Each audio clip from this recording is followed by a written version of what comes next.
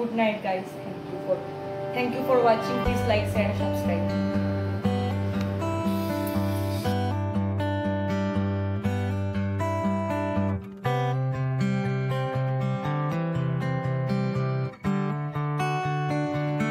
মোটামুটি এখন বেশ ফ্রেশ লাগছে। কদিন ধরে যে মুখের অবস্থা হয়েছিল আর কি বলবো, এত প্রচন্ড গরমে পুরো ট্যান করে গিয়েছিল, একদম পুরো মুখ থেকে শুরু করে হাতগুলো ট্যান করেছিল। তো আমি পার্লারে গেছিলাম হেয়ার কালার করতে। Welcome to my channel Susmita Roznamcha. ছাদে কিন্তু এখন সমস্ত তক্তা ফিট হয়ে গেছে, এদিককার কাজ মোটামুটি কমপ্লিট।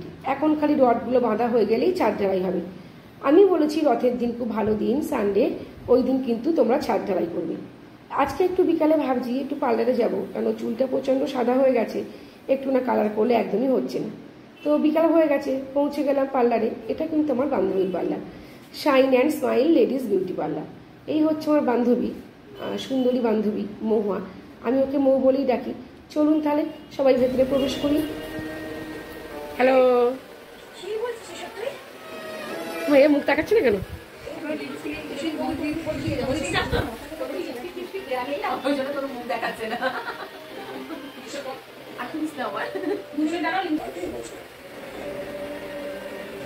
কি রে, তুই বদনটা দেখা, তুই লোকে দেখুক বিউটিশিয়ানকে।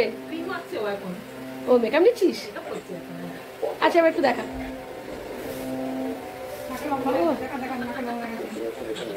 লজ্জা পেয়ে যাচ্ছে কেন? এই হচ্ছে আমার বান্ধবী মৌ, ওরফে মহুয়া। আমার সাথে ওর সম্পর্ক প্রায় 24 ইয়ার্সের। যখন দুটো বাচ্চা স্কুলে পড়তো, মানে ওর মেয়ে আমার মেয়ে, তখন থেকে আমাদের ফ্রেন্ডশিপ। সেই ফ্রেন্ডশিপ এখন এমন জায়গায় দাঁড়িয়েছে, মানে কিছু বলার আর অবকাশ রাখে না। কতটা সম্পর্ক গভীর সেটা আমরা নিজেরাও বুঝতে পারছি। একটা জায়গায় 24 ইয়ার্স থাকা মানে সেই সম্পর্ক কোথায় গিয়ে পৌঁছায় সেটা সকলে নিশ্চয়ই অনুমান করতে পারে। আর এ হচ্ছে করবি, ও বিউটিশিয়ান। আর তো প্রথমে তনুকে দেখালাম, তনু বিউটিশিয়ান। তনু আমাকে দিয়েছে আঁশফল খেতে, তার মধ্যে একটা আঁশফল একটু খারাপ বেরিয়েছে, আর ওকে আমি বললাম এটা ফেলে দিয়ে তুই একটা ফল আমাকে ছাড়িয়ে দে। ও তো খুব মুখ দেখাতে লজ্জা পাচ্ছে, কিন্তু শখ আছে মুখ দেখানোর, মাঝে মধ্যে লজ্জা পেয়ে যাচ্ছে। তো খুব মুখ লুকিয়ে আমার আঁশফলটা ছাড়িয়ে দিল, দিয়ে আমাকে আবার একটু ভেঙচি কেটে দিল। খুব মিষ্টি মেয়ে, দুজনেই খুব মিষ্টি, ও মিষ্টি, করবিও খুব মিষ্টি। আর তো আমি সব কিছুই এখানে করি, যত রকমের কাজ আমার সব কিছুই আমি মহুয়ার কাছেই করি, মানে মৌয়ের কাছে করি। হেয়ার কালারটা লাগানোর আগে একবার ও মাথাটাকে ওয়াশ করে নিচ্ছে, মানে শ্যাম্পু করে নিচ্ছে, তারপর চুলটা ড্রায়ার দিয়ে ডাই করে কালার লাগাবে।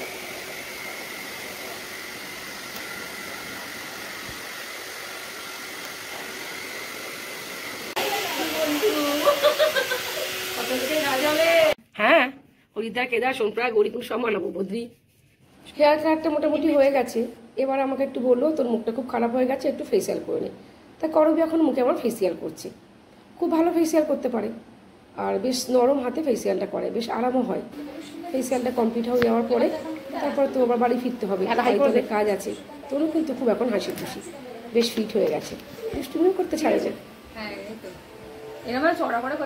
এখন তো হেয়ার কালার হয়ে গেছে, তারপর শুধু হেয়ার কালার করিনি, মুখটাকেও ক্লিন করেছি, ফেসিয়াল করেছি।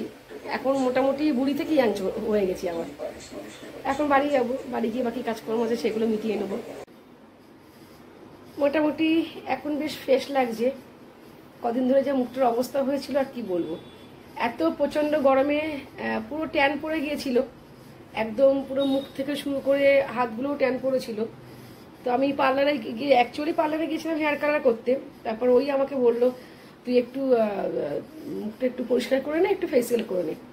আর মুখটা ভীষণ অবস্থা খারাপ হয়ে গেছে, কারণ এত জার্নি করি রেগুলার, প্রচণ্ড ধুলোবাড়ি আটকায়। আমি তো কিছু মেনটেনই তেমন করতে পারি না, খুব খুব রেয়ার মেনটেন করি, হয়তো সপ্তাহে একদিন করি, যার ফলে স্কিনটা খুব ড্যামেজ হয়ে গেছিলো। আর আজকে ওই জন্য একটুখানি গিয়ে একটু নিজেকে পরিষ্কার করলাম। পরিষ্কার থাকলে মনটাও পরিষ্কার থাকে, পরিষ্কার সবসময় মনকেও শান্তি দেয়। আর তো ওটা আমার বান্ধবী পার্লার, আমার অনেক দিনের বান্ধবী। এখন ওর বাচ্চা, আমার বাচ্চা এক স্কুলে পড়তো, তখন থেকে ওদের সাথে আমার বন্ধুত্ব। এখন সম্পর্ক এমন জায়গায় গিয়ে দাঁড়িয়েছে, পুরো ফ্যামিলি রিলেশন। ওর ছেলে আমার ছেলে ভালো বন্ধু, ওর মেয়ে আমার মেয়ে ভালো বন্ধু, হাজব্যান্ডরাও ভালো বন্ধু, প্লাস আমরাও ভালো বন্ধু। এই বন্ডিংটা আমাদের খুব ভালো। ঈশ্বরকে ডাকি যেন এই বন্ডিং, কারণ নজর না লেগে যায়। অনেকের নজর আছে বন্ডিংটাতে, আমাদের তো ভালো বন্ডিং বলে অনেকে নজর দেয়, তো দুজনেই দৃঢ় প্রতিজ্ঞ যে এই বন্ডিং আমরা কোনোভাবেই নষ্ট করব না। আপনারাও প্রার্থনা করবেন যেন এই বন্ডিং সারা জীবন আমাদের থেকে যায়। অলরেডি 2 লাখ সাবস্ক্রাইবার হয়ে গেছে, না তো যায় আসছে না। কাল সকালে আমি আবার বেরিয়ে যাব, বাবার বাড়িতে যাব, আর মেয়েরা কাল অফিস আছে, তো একটু টিফিনটা রেডি করে দিচ্ছি।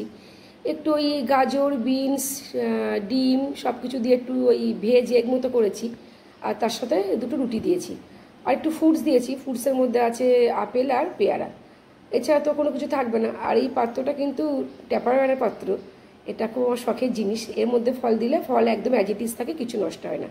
আর আমি একটু পেয়ারা খেয়ে নিলাম, খেতে খুব ভালো লাগে। তো আজকের মতো কাজ হয়ে গেল, রাত্রে তাড়াতাড়ি শুয়ে পড়তে হবে।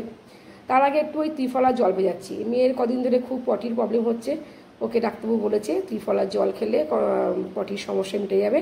তার জন্য এই ত্রিফলা একটু কাপে গরম জল করে ভিজিয়ে রাখছি, কাল সকালে ও ঘুম থেকে উঠে ব্রাশ করে এটা খালি পেটে খেয়ে নেবে।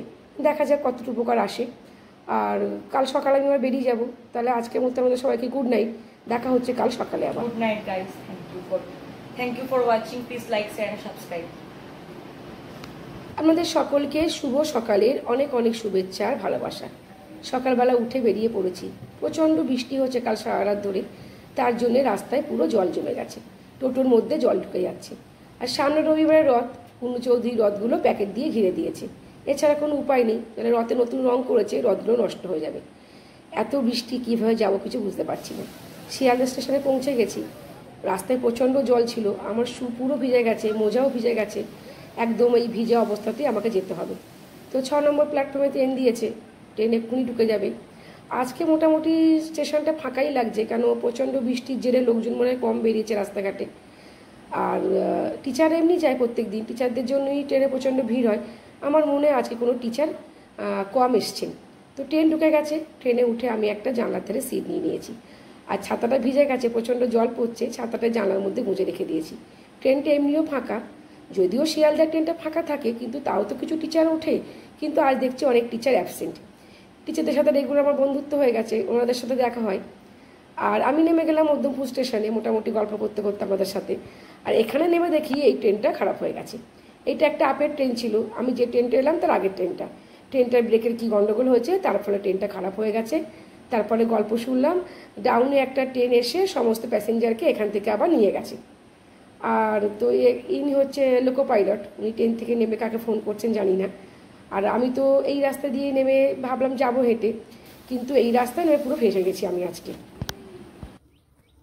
এই রাস্তায় এসে আমি একদম ফেঁসে গেলাম, বুঝতে পারিনি যে এতটা বৃষ্টি হওয়ার পরে এই রাস্তা এতটা কাদা হয়ে যায়। এখন এই রাস্তা কি করে পার হবো আমি তো বুঝতে পারছি না। এই রাস্তা পার হয়ে তারপর তো পিছের রাস্তায় উঠবো, আগে এই রাস্তাটা পার হয়নি। দেখুন পুরো অবস্থা। রাস্তা ওখান দিয়ে উঠে এসেছি রেল লাইনে পার্টিতে, এখন এই রেল লাইন ধরেই যাচ্ছি। এমনি তো ওদিকে ট্রেনটা খারাপ হয়ে আছে, এখন আর কোনো ট্রেন আসার সম্ভাবনা নেই।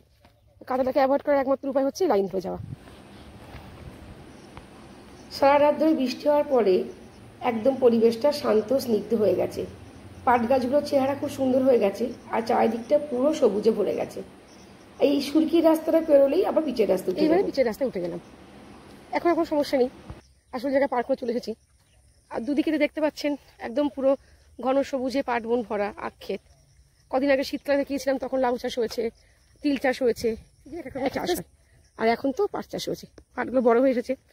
আর কদিন পরেই বিলে সব জল জমা শুরু করলে পাট গাছগুলোকে কেটে নিয়ে জলের মধ্যে দিয়ে দেবে, তারপর তো পাট থেকে দড়ি বার করবে। আজকে পুরো বর্ষার ওয়েদার, আজকে থেকে পুরো ওয়েদার বর্ষা হয়ে আছে। চলুন তাহলে আস্তে আস্তে এগুই। বর্ষা মাথায় করে এত রাস্তা পেরিয়ে অবশেষে পৌঁছে গেলাম বাবার বাড়িতে। সামনে তো অরণ্যদের বাড়ি, তো প্রত্যেকদিন যাওয়ার আগে আমি একটু ঢুকি। আগের সপ্তাহে ওর এক্সাম ছিল, একটু ঢুকে খবর নেব যে ওর এক্সামটা কেমন হয়েছে। আর হাফিজুলকে তো এর আগেও দেখেছেন, হাফিজুল মাছ বিক্রি করে। তো আজকে হাফিজুল বলল, দিদি খুব একটা ভালো মাছ নেই, তুমি দেখিও না, ওই অল্প চিংড়ি, ভাঙান আর সিলভার কাপ। আর তো অরণ্য, আর অরণ্যর মাকে আমি জিজ্ঞাসা করছি কেমন এক্সাম হয়েছে। অরণ্যর মা বলল ওর এক্সাম ভালো হয়েছে, সব কিছুই পেরেছে। বাবার বাড়িতে একটুই ঢুকে যাব, বাবার ফুল বাগান সেজে উঠেছে। আজকের ভিডিওটা বেশি বড় করব না, যদি ভালো লাগে সবাই মিলে লাইক শেয়ার সাবস্ক্রাইব করে দেবেন, আর বেল আইকনটা অন করলে নতুন নতুন ভিডিও নোটিফিকেশান আমাদের কাছে পৌঁছে যাবে। সবাই ভালো থাকবেন, সুস্থ থাকবেন। আজকে তাহলে আসি, টাটা।